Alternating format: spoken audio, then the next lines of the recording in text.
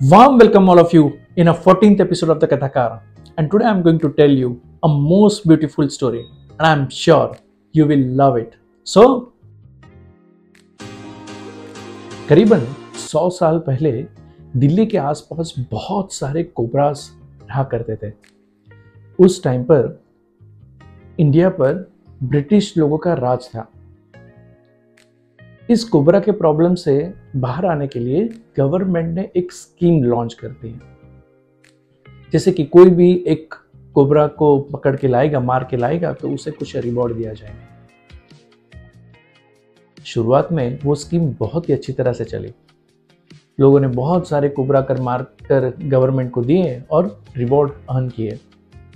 But बाद में कुछ लोगों ने कोबरा की ब्रीडिंग करना चालू कर दिया एंड देन वो कोबरा को ब्रीड करते थे और एक एक कोबरा को मारकर गवर्नमेंट को देते थे और रिवॉर्ड हासिल करते थे।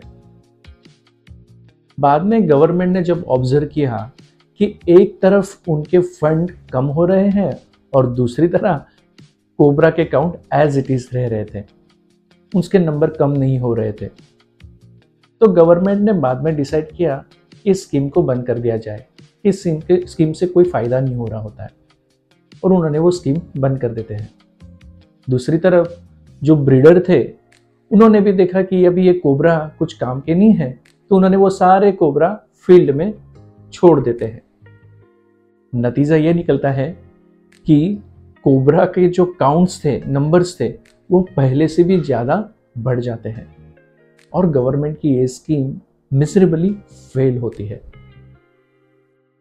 दोस्तों, इस कहानी को कोबरा इफेक्ट कहते हैं और हम लोग हमारी जिंदगी में कई बार ये सारी कोबरा इफेक्ट देखते हैं। जैसे कि कई लोग हायर सैलरी के लिए अपनी जॉब छोड़ देते हैं और बाद में देखते हैं कि सैलरी तो बढ़ जाती है लेकिन उनकी लाइफ स्ट्रेसफुल रहती है, वर्क लाइफ बैलेंस डिस्टर्ब हो जाता है, उनके हेल्थ और रिलेशनशिप में इफेक्ट होता है।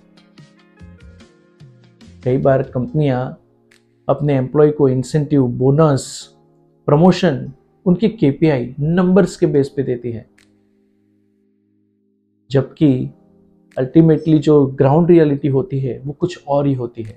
उनकी quality, delivery, cost as it is रहते हैं, बट नंबर्स अच्छे होते हैं और लोग प्रमोशन ले लेते हैं।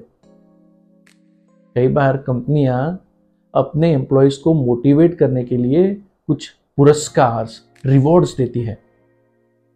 शुरुआत में तो वो बहुत अच्छी तरह से चलते हैं और बाद में क्या होता है कि वो सारी स्कीम एक जस्ट एक्सपेंस एडजस्टमेंट के लिए रखते हैं, या कोई एक टीम दूसरी टीम को रिवॉर्ड देता है और दूसरी टीम बदले में अगली टीम को रिवॉर्ड दे देता है और वो स्कीम मिजरेबली फेल हो जाती है।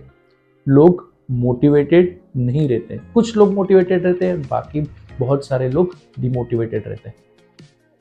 कई बार कंपनी मैनेजमेंट खुद का कंट्रोल लेने के लिए कई सारी स्कीम्स, सॉफ्टवेयर, एआई, डिजिटलाइजेशन की नई नई स्कीम्स लाती है। उस टाइम पर वो लोग उसकी सेकेंडरी इफेक्ट को कंसिडर नहीं करते, ह्यूमन फैक्टर कंसिडर नहीं करते। पहले तो शुरुआत में वो स्कीम बहुत अच्छी तरह से चलती है और बाद में वो स्कीम फेल हो जाती है। लोग न्यू नॉर्मल से एडजस्ट हो जाते हैं। दोस्तों, इस कहानी से हमें सीख मिलती है कि जब भी हम कोई नया स्कीम या नई चीज लॉन्च करें, उससे पहले उसकी secondary effect, second order effect क्या है, उसको भी ध्यान में रखें और उसके बाद ही नई स्कीम लॉन्च करें, ताकि बाद में पछताना ना पड़े और बाद में ये स्कीम फेल ना हो। आई होप आप लोगों को ये कहानी अच्छी लगी होगी और आप भी जब नई स्कीम या नया कुछ लॉन्च करने के लिए जा रहे हो तो ये कोबरा इफेक्ट याद रखेंगे और आपकी नई स्कीम में सेकंड ऑर्डर इफेक्ट्स का कंसिडरेशन करेंगे। आई होप आपको ये स्टोरी अच्छी लगी होगी। Stay tuned for the next stories. Thank you so much. Bye.